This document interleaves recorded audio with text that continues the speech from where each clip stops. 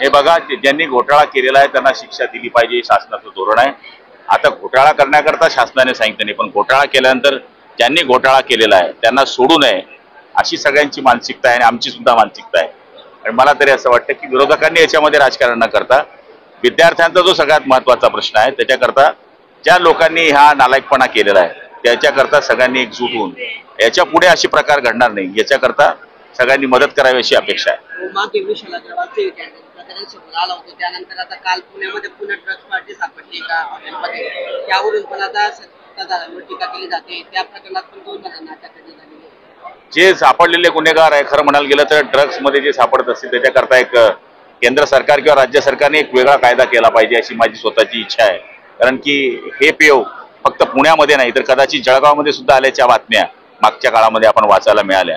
त्यामुळे आता हे जे विष आहे हे पुऱ्या देशामध्ये फैलत आहे, त्याच्याकरता कडक धोरण व्हावं ही मागणी आम्ही 100% विधानसभेच्या सभागृहामध्ये करणार आहोत. जमलं तर कॅबिनेटमध्ये करणार आहोत की राज्य सरकारने असा काहीतरी कडक कायदा करावा की जेणेकरून त्याला तात्काळ सुटता येणार नाही, त्याच्या शिक्षामध्ये काहीतरी वाढ करावी. आणि मला तरी असं वाटतं त्याच्याशिवाय यांना चाप बसणार नाही, कारण दिवसेंदिवस हे प्रकार वाढत आहेत आणि ते तरुण पिढीला बर्बाद करणारे आहे, येणाऱ्या भारताच्या भवितव्याला खराब करणारे आहे.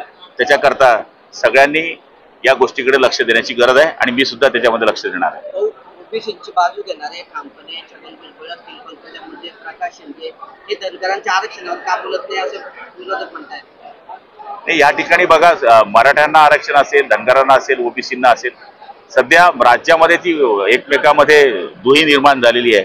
ती होऊ नये अशी अपेक्षा सगळ्यांची आहे. सगळ्यांना सन्मान मिळावा, सगळ्यांचं रिजर्वेशन अबाधित राहावं याच्याकरता सगळ्यांचे प्रयत्न आहे. आपण आज बघतोय की आपसामध्ये आपण एका ताटामध्ये जेवणारे सगळे भाऊ वेगळ्या वेगळ्या दिशेने आज तोंड करून उभे आहोत.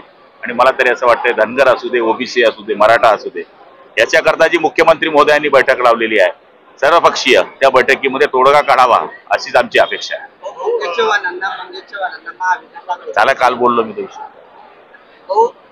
विधानसभा निवडणुका येत आहेत, आता प्रत्येक पक्षाकडून जागांबद्दल दावा केला जातोय.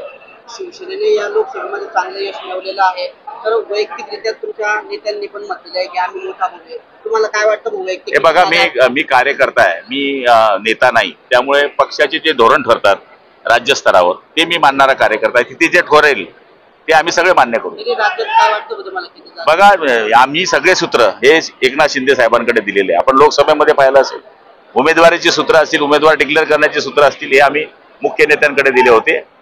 एकनाथ शिंदे जे निर्णय घेतील तो निर्णय आम्हाला मान्य असेल.